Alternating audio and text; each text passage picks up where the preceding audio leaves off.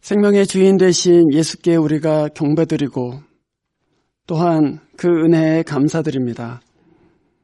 주의 말씀 앞에 저희들이 함께 모여서 귀를 기울이고 또 우리 마음을 열어서 주께서 하시는 말씀을 듣고자 합니다.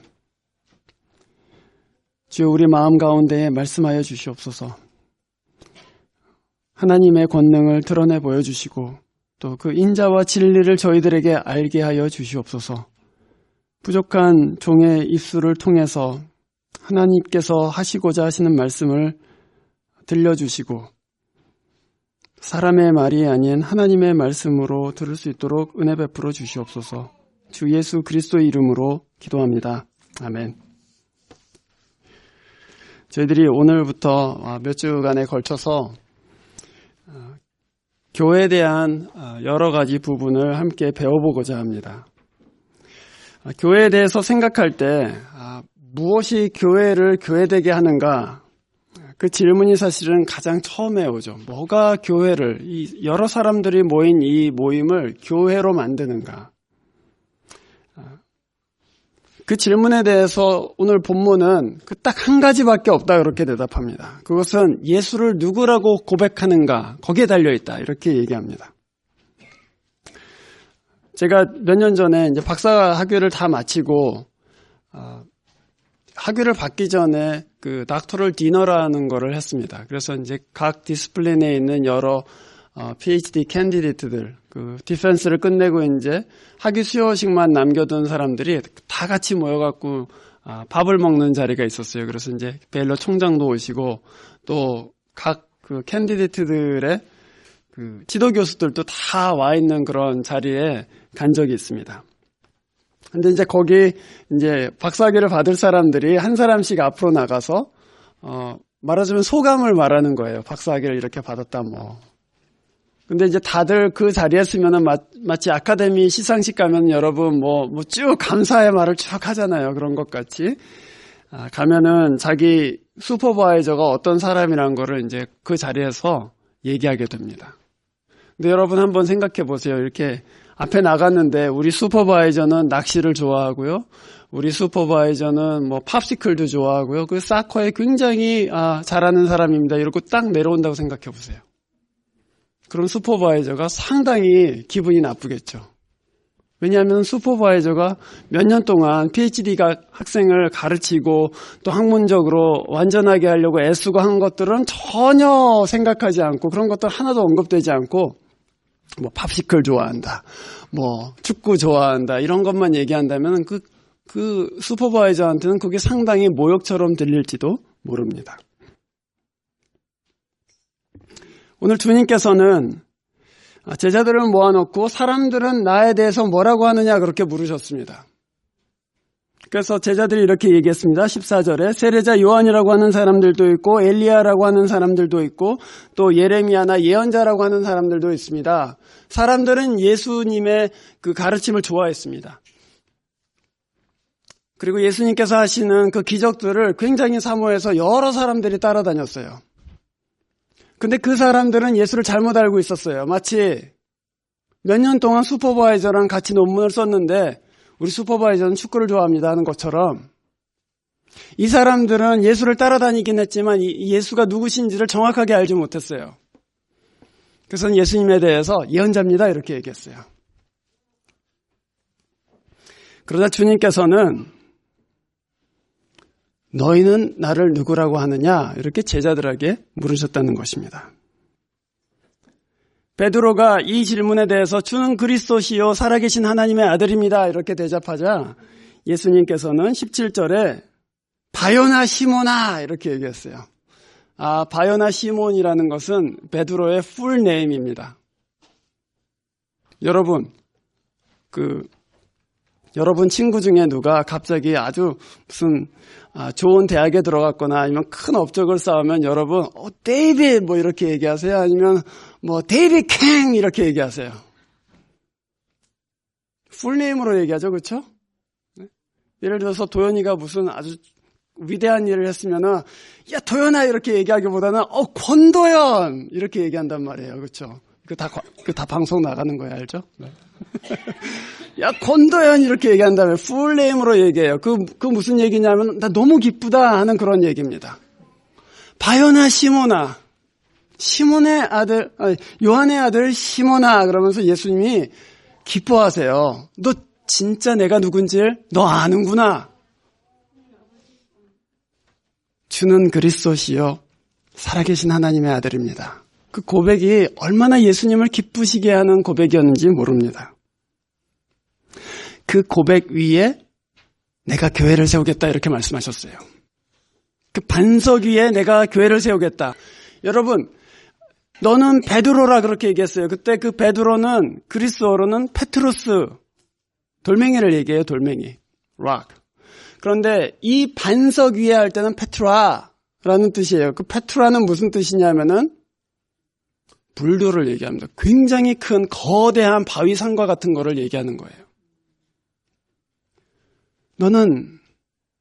너는 이 고백을 하였는데 나는 그 고백이라는 거대한 반석 위에다가 내 교회를 세우겠다 그 말씀이에요. 이 고백 이외에 그 무엇도 교회의 기초가 되지 않습니다. 여기에는 지금 나이도 다르고 교육 수준도 다르고 또 살아온 삶의 역정도 다른 수없이 다른 사람들이 모여 있죠. 그런데 우리가 이런 다양한 사람들이 교회라고 불리는 단 하나의 이유는 뭐냐면 우리가 한국인이기 때문도 아니고 우리가 웨이코에 살기 때문도 아니고 우리가 또는 뭐 문화적으로 비슷한 걸 공유하기 때문도 아닙니다. 우리가 함께 모여서 우리는 교회다라고 불릴 수 있는 단 하나의 이유는 우리 마음속에서 이 예수에 대해서 이 예수는 메시아이시요 하나님의 아들이십니다는 그 고백 때문에 우리가 다 교회가 되는 거예요. 다시 말하면 이 교회에서 다른 무엇, 예수가 그리스도라는 고백 이외에 다른 무엇으로 교회를 하려고 한다면 그건 교회가 아닌 거예요. 예를 들어서 우리 휴잇 사는 사람들끼리 같이 모일까? 그래서 휴잇 크리스찬 크리스찬 그룹 이렇게 해갖고 모인다고 해봐요. 그럼 그건 사실은 교회가 아니에요. 휴잇 아닌 사람은 못 들어온다. 또는 우리 베일러 사는 사람들끼리만 우리 한번 모여볼까 그래서 베일러 아닌 사람은 못 들어온다. 그럼 교회가 아니에요, 사실은. 예수를 그리스도라고 고백하는 그 이외의 다른 어떤 것도 교회의 기초가 되지 못합니다. 그 말은 무슨 말이냐면 어떤 사람이 내 마음속에 주는 그리스도이십니다라고 고백한다면 그 사람은 누구든지 우리의 형제가 될 수 있다는 얘기예요. 그가 못 배웠건 잘 배웠건 그가 돈이 있건 없건 그가 심지어는 성격이 뭐 같아도 그 입술에 그 마음에 예수는 나의 주님이십니다라고 한다면 너는 나의 형제다라고 할 수 있다는 거예요. 그게 이 교회의 기초입니다. 주님께서는 사람들은 뭐라고 하냐 이렇게 물어보신 다음에 15절에 그러면 너희는 나를 누구라 하느냐 이렇게 물어보셨습니다. 그래서 너희는 이렇게 강조하셨어요. 사람들은 그렇게 얘기하지. 하지만 너는 나를 뭐라고 고백하냐 그 얘기입니다. 그 질문은 네 부모는 나를 뭐라고 얘기하냐 그런 질문이 아닙니다. 그 질문은 너 가문은 나를 뭐라고 고백하냐 뭐 그런 얘기가 아닙니다. 너는 나를 누구라고 고백하느냐.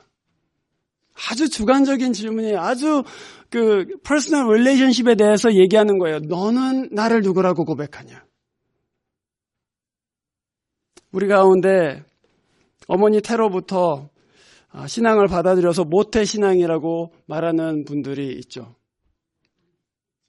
저는 어머니 뱃속에서 나올 때서부터 크리스찬이었습니다. 이렇게 얘기하는 사람들이 있어요. 그거는 사실은 잘못된 말입니다. 어머니 뱃속에서 나오면서 크리스찬인 사람은 없어요. 아무리 어머니가 교회를 열심히 다녔어도요. 그 사람은 자라면서 자기 생애 어느 순간에는 예수는 나의 주님이십니다라고 고백해야 되는 순간이 와야 돼요. 어머니를 따라다녔다고 해서 크리스찬이 되는 것도 아니고 베일러를 다녔다고 해서 크리스찬이 되는 것도 아닙니다. 또는 교회에서 십수년을 섬겼기 때문에 나는 크리스찬이다. 그것도 아니에요, 사실은.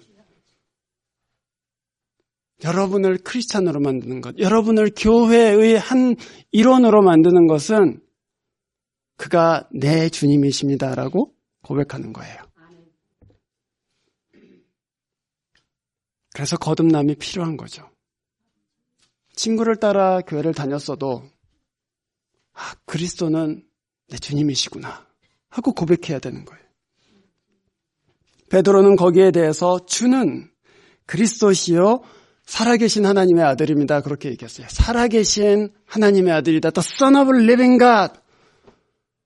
구약 성경에서 살아계신 하나님 그러면요, 우리 다 알고 있잖아요. 사실은 하나님은 살아계시다. 그런데 살아계신 하나님 그렇게 얘기하면 그는 하나님이 훨씬 더 가깝게 나를 위해서 일하시고 또 내게 말씀하시는 하나님으로 하나님을 얘기할 때 살아계신 하나님 그렇게 얘기해요. 말하자면 베드로가 주는 그리스도시요 살아계신 하나님 아들입니다. 그 얘기는 그 예수 안에서 하나님이 나에게 말씀하시는 것을 들었습니다. 그 예수 안에서 하나님이 나를 위해서 일하시는 것을 보았습니다. 그 얘기예요. 그 고백이 있으십니까? 내가 예수 안에서 하나님이 나를 위해서 일하시는 것을 보았다. 내가 예수 안에서 하나님께서 나를 위해서 말씀하시는 것을 들었다. 그 고백이 있으시냐고요. 그 고백이 있으시면 여러분은 교회의 일원이죠. 하나님의 백성입니다. 그러나 이 고백을 만약에 하실 수 없다면 나는 아직 예수가 내 주인이라고 말 못하겠다. 그렇게 생각하신다면 여러분은 저를 찾아오셔야 됩니다. 아니 제가 무슨 퍼니시 하려는 게 아니고 저를 찾아오셔야 돼요. 저를 찾아오셔서 저에게 예수가 누구이신지를 들으셔야 돼요. 배우셔야 돼요. 그러고 나서 결정하시는 거예요. 그러고 나서 예수가 누구신지를 듣고 나서야 그는 진짜 내 주님이십니다라고 고백하는 순간이 오는 거예요. 이 예배가 끝나고 여러분 나는 아직 그 고백이 없습니다. 그렇다면 저한테 오세요. 그래서 저랑 같이 만나세요. 그래서 예수가 누구이신지 정말 여러분의 주인이신지 아닌지 알아보셔야 되겠습니다. 베드로가 고백하자 주님께서는 17절에 너는 복이 있다. 이것을 알려주신 분은 사람이 아니라 하늘에 계신 나의 아버지시다. 그렇게 얘기했습니다. 성령을 통해서만 예수가 누구신지를 알게 된다는 얘기입니다. 여러분이 예수 그리스도가 정말 하나님의 아들이다라고 고백하게 된 것은 여러분이 배워서가 아닙니다, 사실은. 그래서 여러분의 믿음은 자랑할 수가 없어요. 내가 오래 믿었다고 해서 자랑할 수가 없다고요. 왜냐하면은 그분을 하나님으로 믿게 된 것은 하나님께서 알려주신 것이기 때문에 그래요. 성령이 내 안에서 말씀하셨기 때문에 증거하셨기 때문에 그분은 내 주님이시구나라고 우리가 고백하게 된 거예요. 오래 믿었다고 자랑하실 수 없습니다. 여러분의 믿음은 여러분이 붙들고 있는 게 아니에요. 예수가 붙들고 계시는 거예요. 성령이 여러분을 붙들고 계시기 때문에 여전히 내 주는 그리스도이십니다라고 고백할 수 있는 거죠. 베드로는 예수를 따라다니면서 그걸 봤어요. 그 경험했단 말이에요. 그리고 성령이 그에게 증언하시는 것을 들었죠. 그래서 주는 그리스도시요라고 고백하게 된 것입니다. 그것이 교회의 기초인 바로 신앙 고백이죠. 그런데 주님께서는 이 교회를 반석 위에다 세우겠다 그렇게 말씀하시면서 19절에 이렇게 말씀하셨습니다. 18절에 이렇게 말씀하셨습니다. 죽음의 문들이 그 교회를 이기지 못할 것이다. 교회의 권세에 대해서 말씀하셨습니다. 죽음의 권세가 이기지 못한다.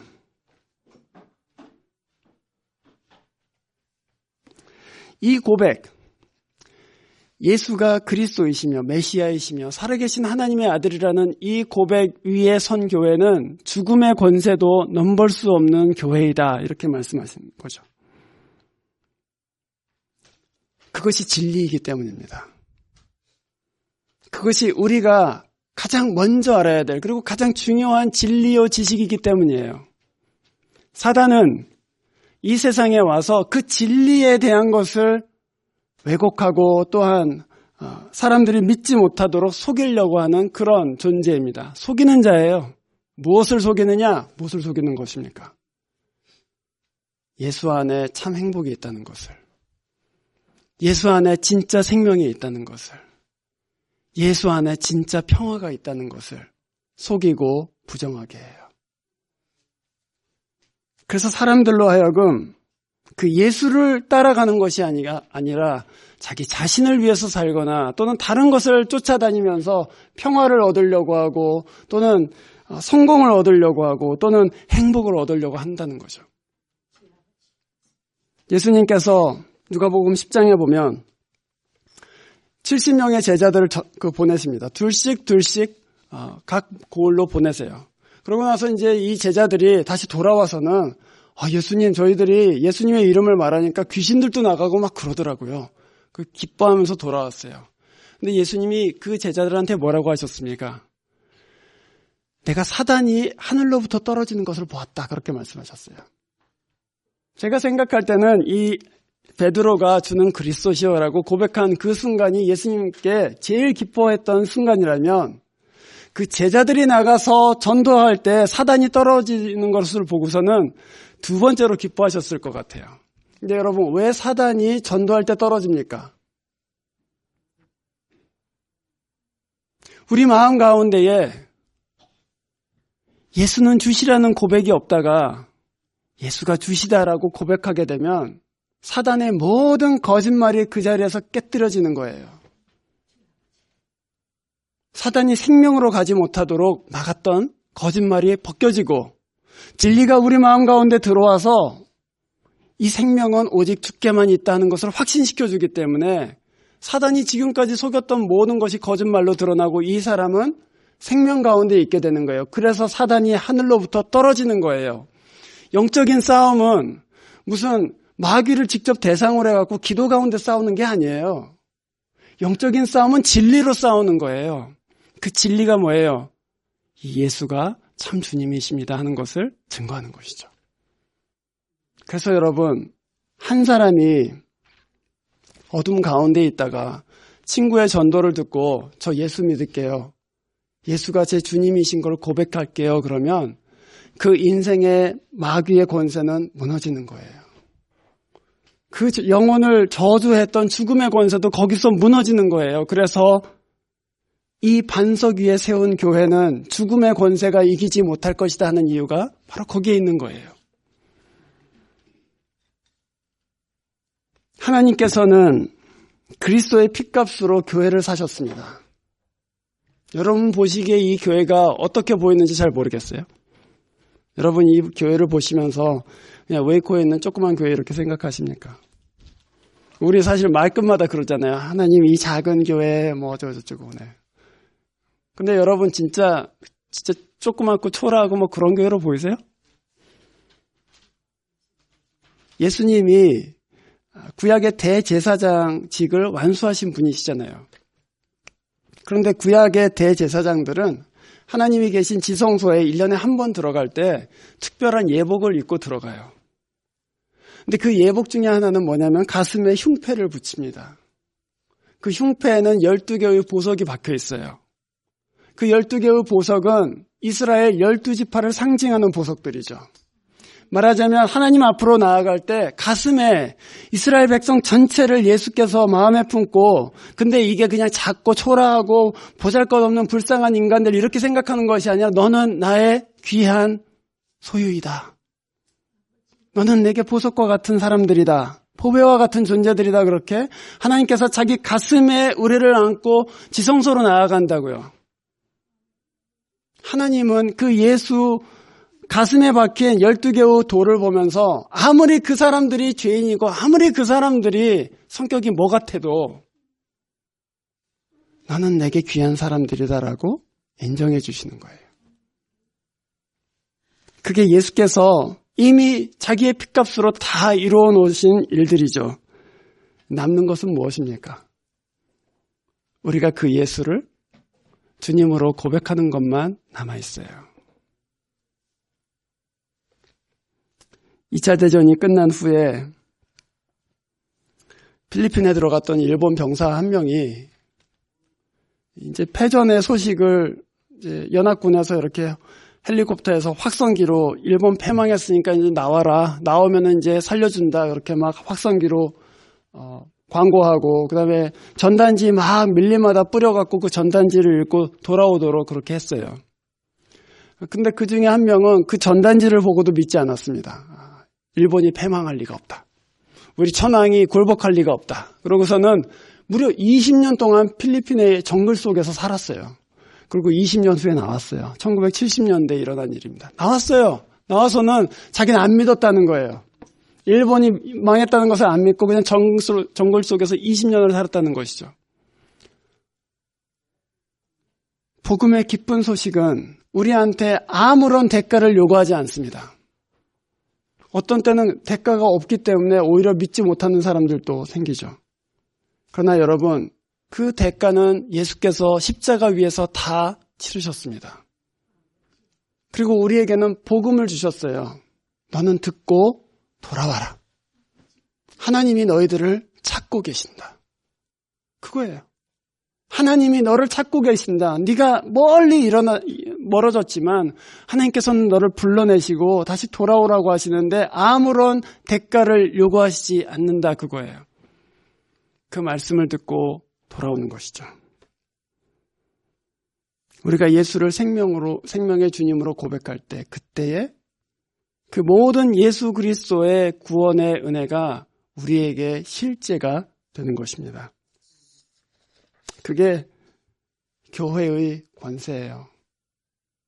말씀 전할 때에 별거 아닌 것 같지만 받아들이는 사람이 그를 믿음으로 고백하면 지옥의 권세가 깨뜨려지는 거예요. 주님께서는 베드로에게 그 말씀을 이어서 19절에 이렇게 말씀하십니다. 내가 너에게 천국의 열쇠를 주겠다. 네가 무엇이든지 땅에서 매면 하늘에서도 매일 것이고 땅에서 풀면 하늘에서도 풀릴 것이다. 이 말씀은 너무 오해를 많이 한 말씀이죠. 이 말씀을 가지고 어떤 사람들은 내가 누구를 저주하면 하나님께서도 그 사람을 저주하시고 내가 누구를 복주면은 하나님도 그 사람한테 복준다. 또 크리스찬들이 기도하는 거 조심해야 돼. 그렇게 위협하는 사람들이 있는데 전혀 그것과는 상관없는 말씀입니다. 매고 푼다는 것은 유대 전통에서는 가르치는 것을 의미합니다. 말하자면 이것은 된다, 이것은 합당하다, 하나님께 합당하다 한다는 것은 여는 거예요. 푸는 거죠. 너 할 수 있다. 그런데 합당하지 않은 것은 맨다고 얘기해요. 맨다, 하지 마라. 그래서 네가 땅에서 매면 하늘에서도 매고 또 땅에서 풀면 하늘에서도 풀릴 것이다. 그 얘기는 네가 이 땅에서 하나님께 무엇이 합당한지를 가르치고 무엇이 합당하지를 않은지 가르치면 사람들은 그것을 듣고 그렇게 하늘나라로 들어가기도 하고 들어가지 못하기도 할 것이다. 그 말씀입니다.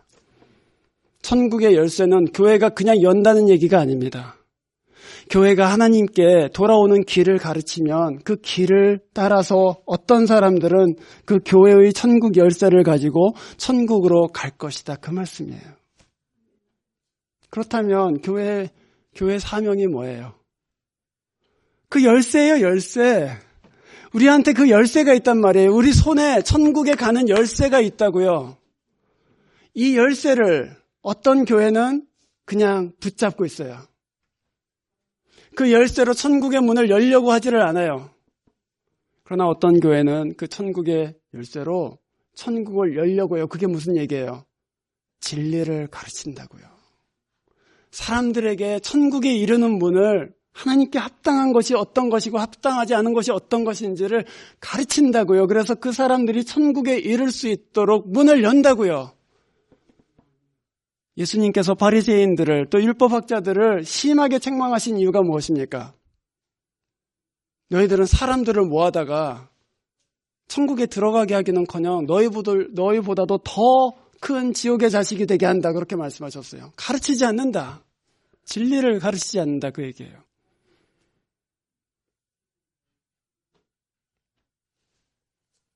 여러분 손에, 여러분이 예수를 주로 고백한다면 여러분 손에는 천국의 열쇠가 있어요. 그 천국의 열쇠는 사용하지 않으면 열리지 않습니다. 그 천국의 열쇠를 누군가를 위해서 천국 문을 여는데 사용하지 않으면 그거는 여러분 안에서 화가 될 거예요, 사실은. 바울이 뭐라고 했어요? 내가 복음을 전하지 않으면 나에게 화가 있다, 이렇게 얘기했어요. 왜 그렇습니까? 주님이 그에게 천국의 열쇠를 주었는데 그 열쇠로 문을 열지 않고 있다면 그에게는 화가 있는 거죠. 에스겔 선지자가 받은 말씀이 뭐예요? 심판이 오고 있는데 파수꾼이 나팔을 불지 않으면 그 죄의 값은 파수꾼에게 잡혔다, 그거예요. 하지만 나팔을 부는데도 불구하고 백성들이 준비하지 않는다면 그 값은 백성들이 치르게 될 것이다, 그거예요. 여러분, 우리 교회에는 이 천국의 열쇠가 있어요. 그 교회의 사명이에요, 사실은. 그 천국의 열쇠를 그냥 손에 쥐고 계시지 마세요. 그걸로 누군가를 위해서는 천국 문을 열어야 되는 거예요. 하나님께 합당한 것이 무엇인지, 또 하나님께 대해서 어떻게 살아야 되는 것인지를 가르치시기를 바랍니다. 마지막으로 우리가 교회의 기초, 또 교회의 권세, 그 다음에 교회의 사명에 대해서 생각해 봤는데, 베드로는 이 모든 일들 후에 예수님께서 이제 인자는 예루살렘에서 잡혀서 죽고 사흘 만에 다시 살아난다, 이렇게 예고하시자 갑자기 성을 버럭내게 됩니다. 22절에 베드로가 예수를 따로 붙들고 주님 안 됩니다 하면서 예수께, 이 번역에는 대들었다, 이렇게 되어 있습니다. 그게 맞는 번역입니다. 영어로는 rebuke, 그게 그렇게 번역되고요. 예수님을 꾸짖는 거예요. 그러면 안 된다고, 메시아가 그렇게 살면 안 된다고 이렇게 꾸짖는 겁니다. 대든 거죠.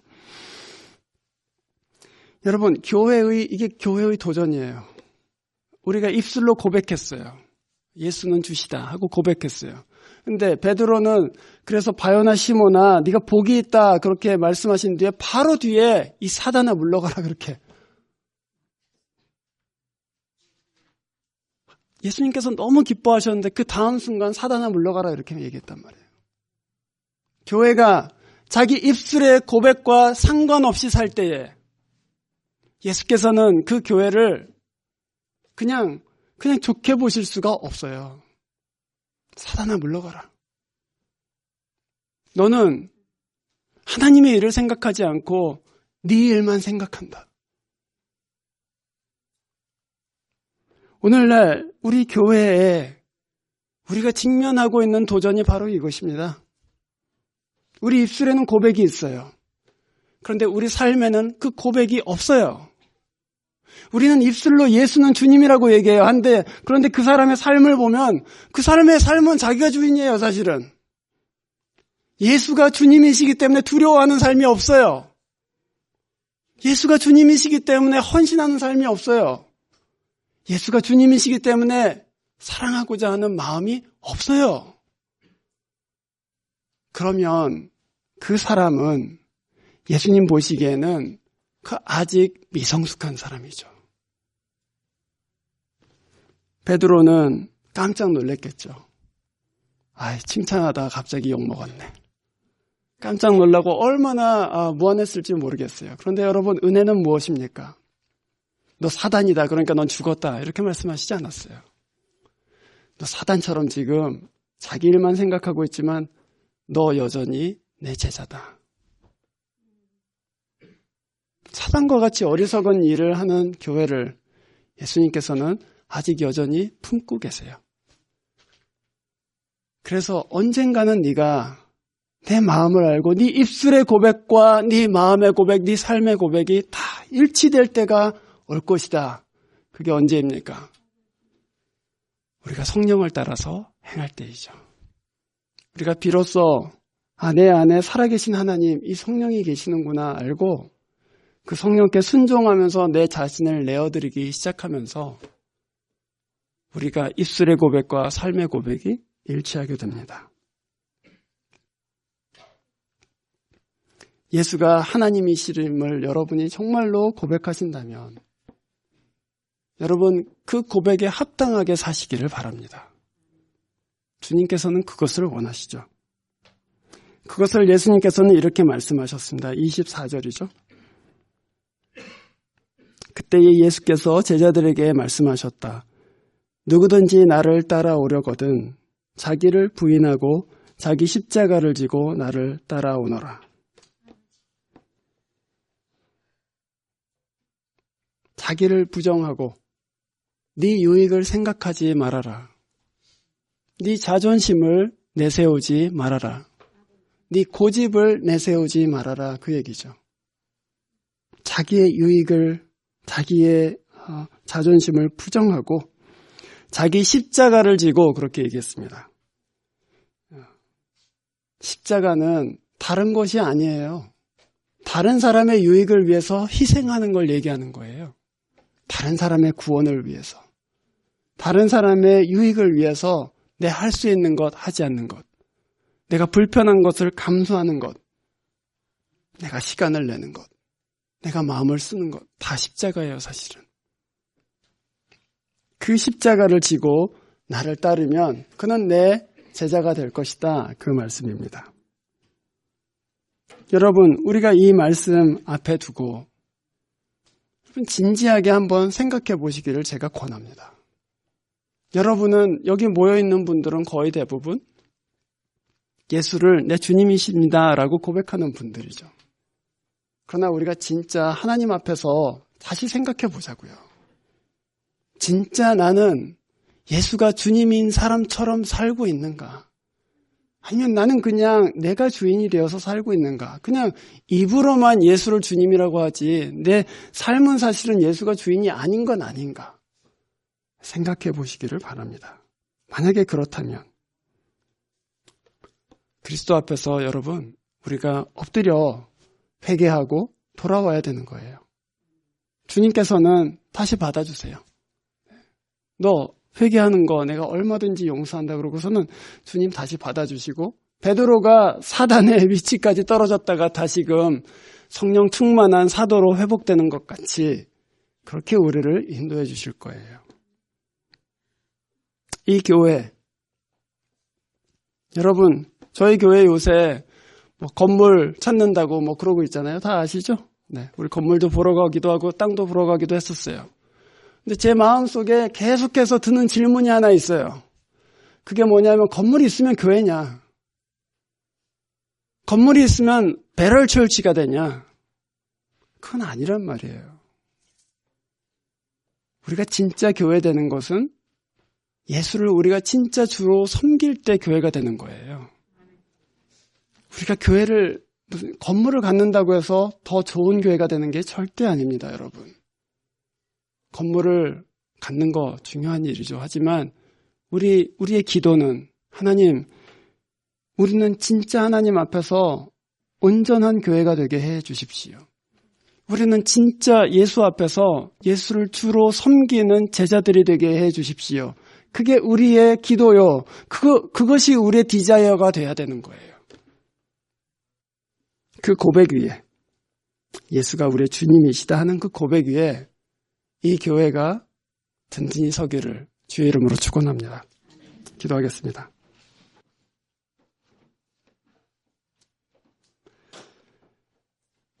주님, 저희의 무딘 마음을 말씀으로 깨뜨려 주시고 또 광야와 같이 메마른 마음 가운데 성령의 생수를 부어주셔서 예수의 제자로 열심히 달려가고 또한 뜨겁게 사랑하고 거짓 없이 서로 교제하는 저희 교회가 되게 해 주시옵소서. 예수께서는 우리 모든 삶의 부분의 주인이 되시고 살아계신 하나님으로 서 계셔 주십시오. 또한 저희의 마음과 생각을 주장하셔서 그리스도의 뜻대로 그 고백에 합당하게 살 수 있도록 성령으로 은혜 베풀어 주시옵소서. 주 예수 그리스도의 이름으로 기도합니다. 아멘.